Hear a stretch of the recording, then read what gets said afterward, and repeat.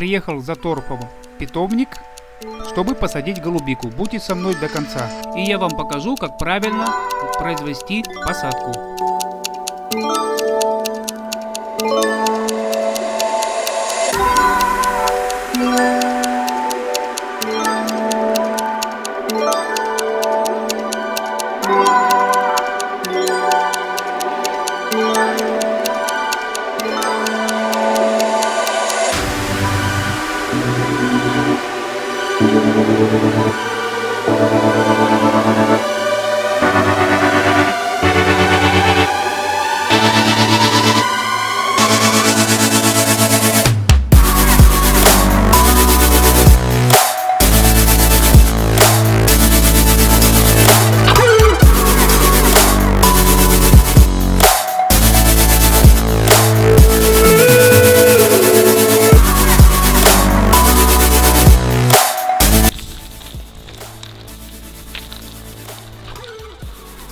Это тоже торф, да? Уже с перлитом? Да. Это вы для себя заказываете, да?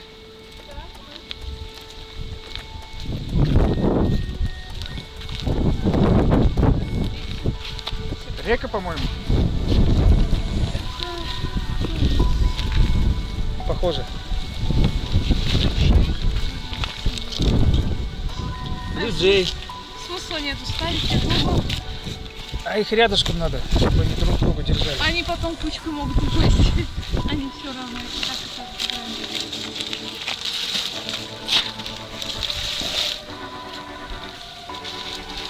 Блюкроп можно или блюгол? Кстати, есть у меня. Ага. Есть еще один там. Там что ли называется? Спартана нету.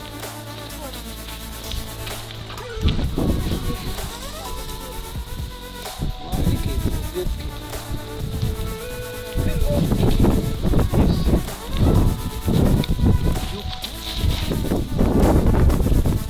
Есть 10 забрал, 4 засохли почему-то.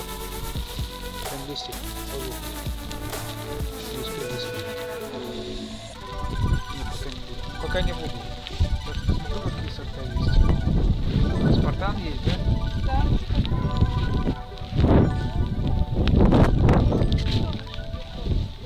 Постарше.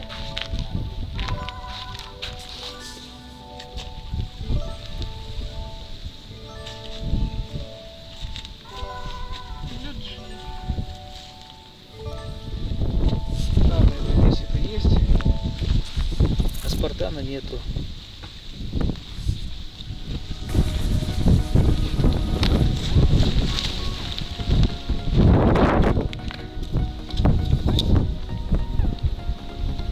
Все, Сиеру нашел.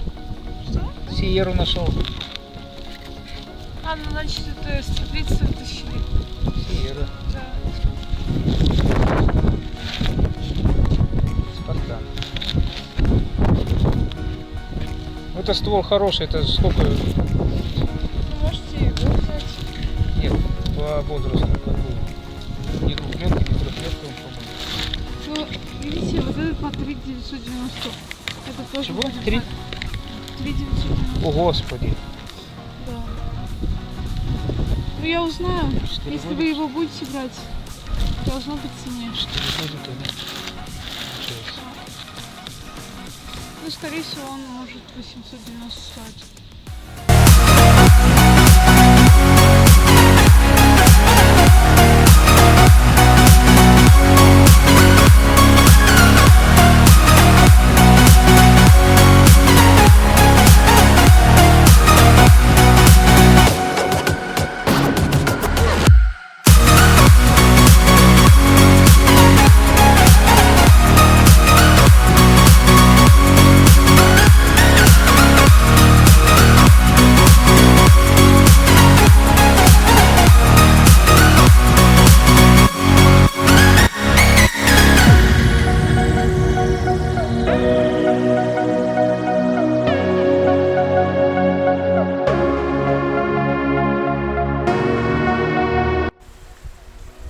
друзья, сегодня будем сажать четырехлеточку блюкропа, голубика.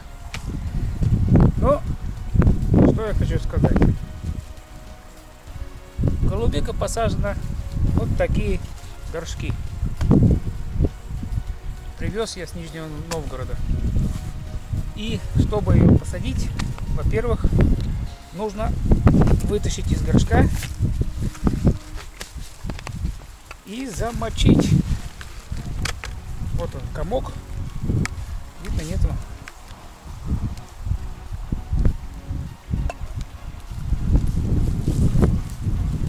Видно, он чуть-чуть влажный, но внутри, скорее всего, еще суховат. И надо его в ведро окунуть, и пока мы готовим посадочную яму, он как раз хорошо промочится. Потому что, когда будем засыпать в яму торф, сам торф имеет такую структуру, что он плохо промокает. Надо очень долго промачивать. И когда сам торф будет уже влажный, если вот этот объем корней мы не замочим, то вот этот торф будет долго-долго пропитываться. И корни будут голодать от нехватки влаги. Поэтому мы берем ведро, наливаем воды и окунаем. Замачиваем. Вот, пускай лежит. А мы пока тем временем будем готовить посадочную ямку для этого удивительной ягоды голубики.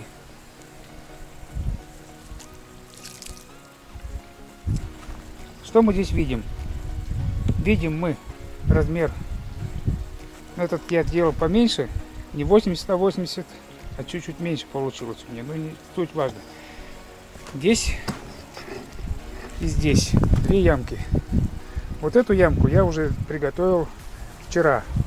Тут можно уже заливать водой торф и сажать. Чтобы вода не заставилась, нужно сделать дренаж. Для этого мы берем всякие палочки сосновые, бросаем на дно нашей ямки. Предварительно огородив края ямки, грунт, который имеет нейтральную или такую выше по 6 почву, огородить от посадочной ямки, так как голубика у нас предпочитает кислый грунт. Хвойные всякие палочки будем закидывать в эту лунку. У нас получилось. Этого вполне будет достаточно.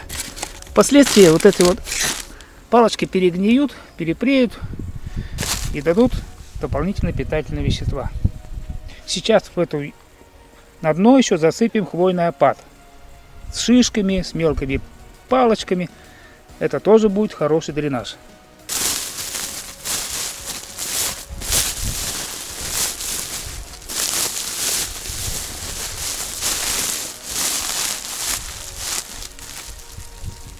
Вот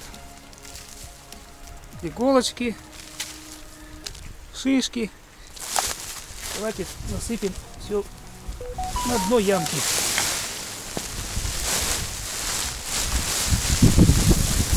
Примерно так.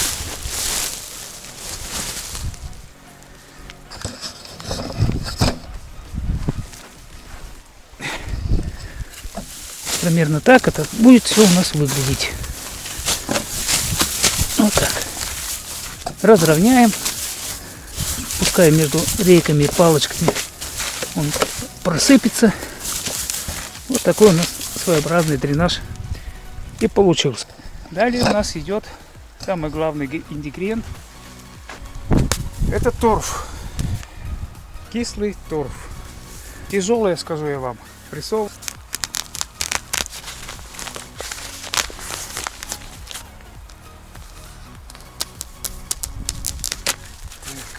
Нож не очень острый. Я бы сказал, ой. Ну, лен нормально порежет. Так, ну вот.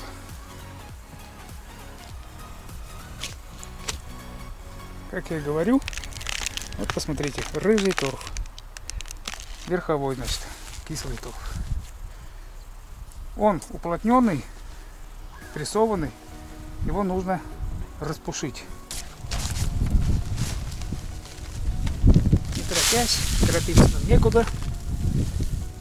Главное, чтобы он хорошо распушился.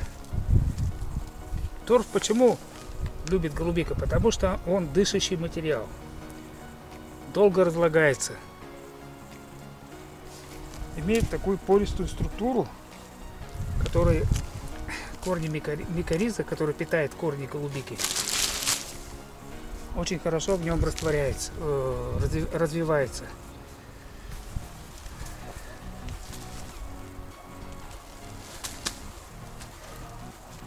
Засыпем торф, а потом дальше будем действовать.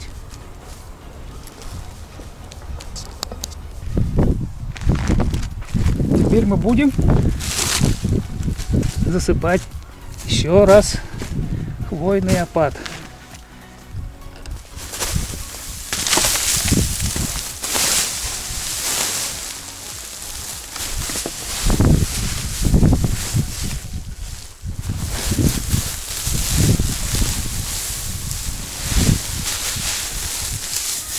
Теперь надо перемешать хвойный опад с торфом. Вот так вот, такими движениями, как лопатой. Но это еще не все. Сюда же мы сейчас добавим 30% от объема примерно опилки. Опилки у нас тоже хвойных пород.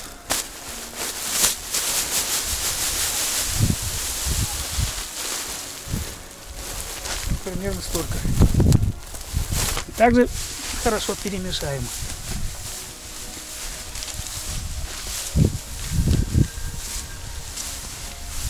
Вот. Питательная смесь. Почему у нас люди не выращивают голубику? Потому что ее отталкивает дороговизна посадки. Торф у нас очень дешевый материал. Субстрат покупать. 1000 рублей мешок. А сюда нужно 3 мешка 50-килограммового. Вот и посчитайте, сколько нужно здесь затрат. Плюс купить саженец. Сверху мы засыпаем оставшуюся часть торфа.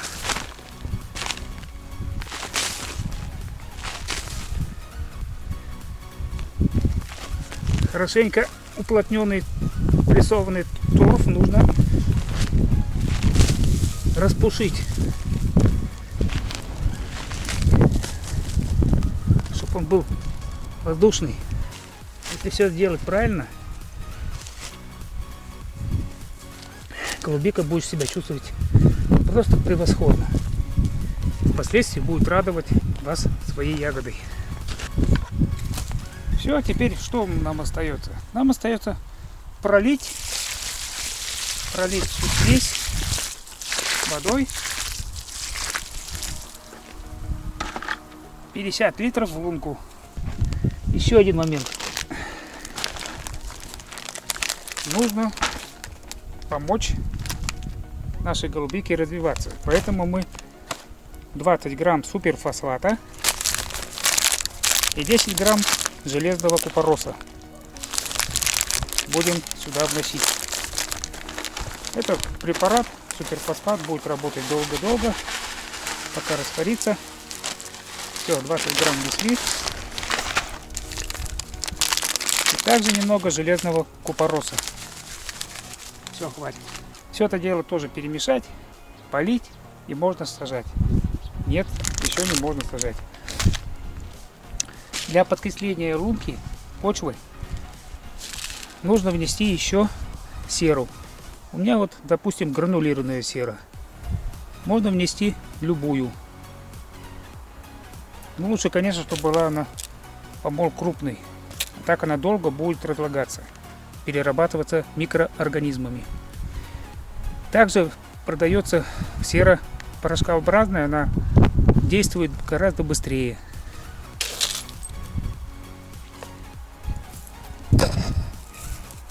Вносим серу и перемешиваем. 10 литров мы вылили, еще 40 литров сюда надо ливануть, чтобы грунт, субстрат хорошенько пропитался влагой. Что мы здесь наблюдаем? Мы наблюдаем, что корни голубики, вот эти ниточки, они в объеме горшка друг на друга вовнутрь, все видно, что позагибались. Что сделаем? Необходимо расправить, чтобы корни пошли в разные стороны, заполнять весь объем нашей посадочной лунки. Для этого мы берем и слегка вот так расправляем в разные стороны. Вот так вот. Не сильно, но и не слабо. А это место, гладкое вот это вот, тоже маленько надо разрыхлить слегка. Чтобы корешки почувствовали, что у них началась свобода. Можно идти дальше. Вот они пошли, вот они. Сейчас они расправятся и пойдут занимать все пространство вокруг себя.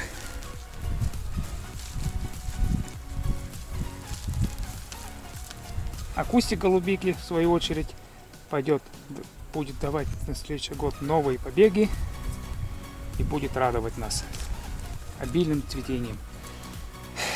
Когда посадим, потом надо будет обработать сам куст, удалить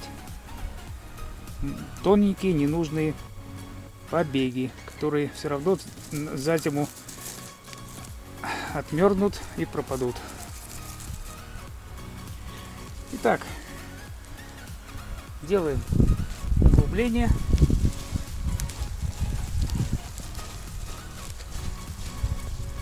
И вставляем, садим этот кустик на постоянное место.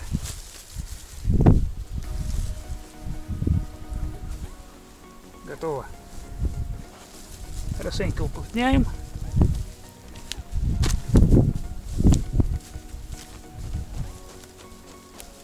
Вот так вот. Чтоб не было пустоты. И закрываем шейку кустика сантиметра на 2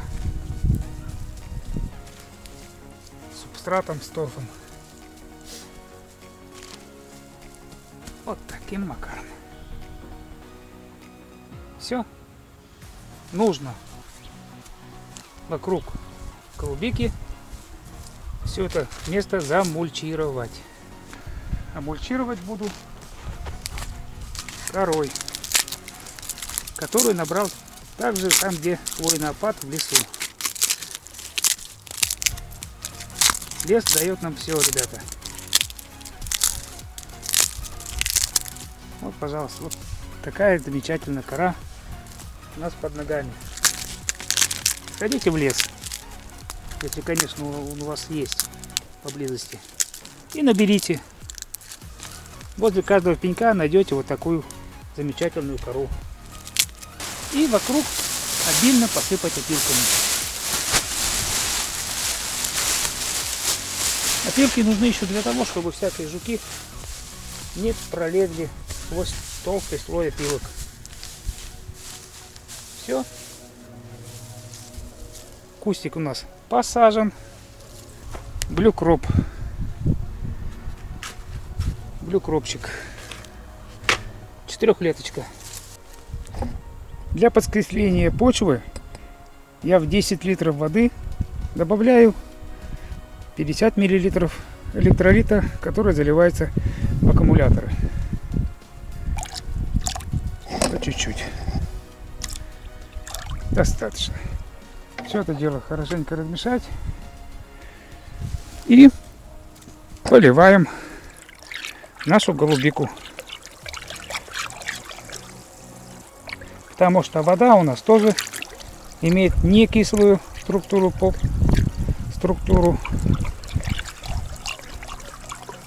Это восстанавливает кислотный баланс. Все, можно поливать.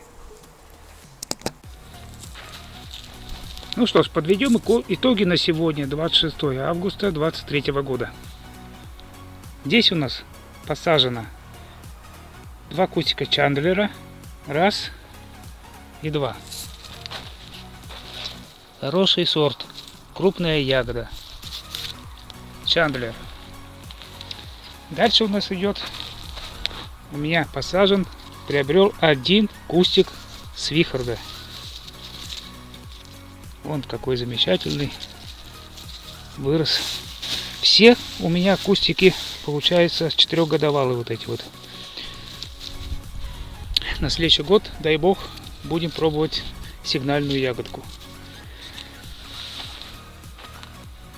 Дальше у нас идет так. Дальше у нас идет 2 кустика, сегодня посаженные блюкропа.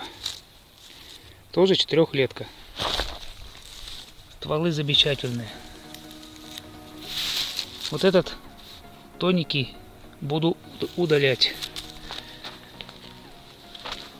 Тоже блюкроп. Вот эти все то, что надо пообрезать. И этот у нас получается, забываю все, Дароу. И последний сегодня посаженный Дароу. Сорт Дароу. Он какой кустистый, ветвистый. Тоже надо его пообрезать. Ну все. Вот так вот. На сегодня достаточно.